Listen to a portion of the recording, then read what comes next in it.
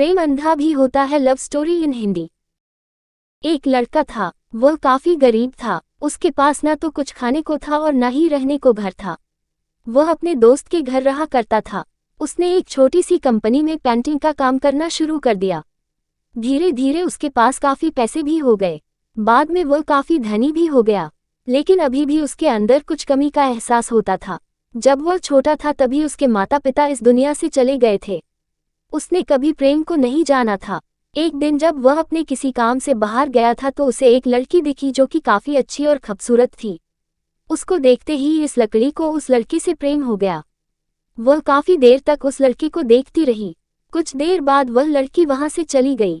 कुछ दिनों तक ये लड़का उस लड़की को खोजता रहा लेकिन वह लड़की न मिली। लेकिन नियति ने उस लड़की से इस लड़की को मिला दिया। वह लड़की इस लड़के के घर काम की तलाश में आई थी। लड़के ने लड़की को तुरंत घर के काम के लिए रख लिया। जब वह लड़की इस लड़के इस मिलने आई थी तो उस समय इस लड़के ने कुछ शब्द भी साफ से नहीं बोल पा रहा था, जिससे लड़की को लगा कि यह लड़का गूंगा है।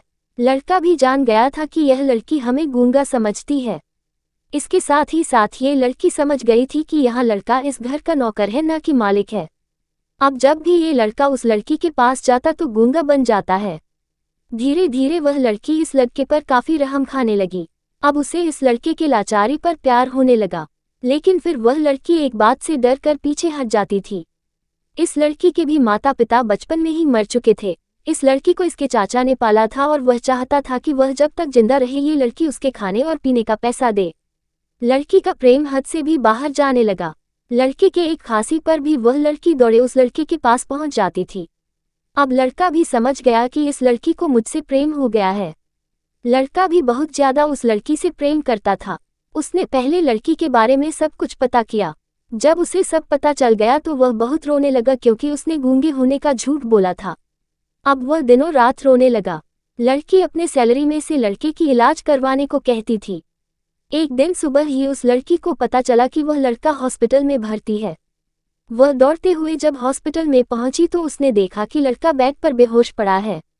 उसके आसपास काफी मशीन लगी हुई थी। जब लड़की डॉक्टर के पास पहुंची तो वहां पर डॉक्टर ने उसे बताया कि लड़का अब बोल नहीं सकता है, उसने अपनी जीभ को कटाने की कोशिश की है। इसके साथ ही उस डॉक्टर ने उस लड़की को एक पत्र दिया। उस पत्र में लिखा था, मैं एक काफी धनी लड़का हूँ, जिस घर में तुम काम करती हो उस घर की मालिक मैं ही हूँ। लेकिन इसके साथ ही मैंने तुमसे एक बहुत बड़ा झूठ बोला है कि मैं एक गूंगा हूँ। अब इस झूठ का प्रायश्चित करने के लिए मैं ऐसा काम करने जा रहा हूँ। इसके साथ ही तुम मेरे घर से मेरे मैनेजर से पैसों को लेकर अपने चाचा को दे देना और एक नई जिंदगी की शुरुआत करना। अगर हो सके तो मुझे माफ कर देना, तुम्हारा दोषी।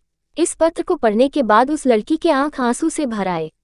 वह दौड़ते हुए मंदिर में गई। उसने भगवान के सामने कसम खाया कि जब तक वह लड़का बोलने नहीं लगता है तब तक वह कुछ नहीं खाएगी, भले ही वह मर क्यों न जाए।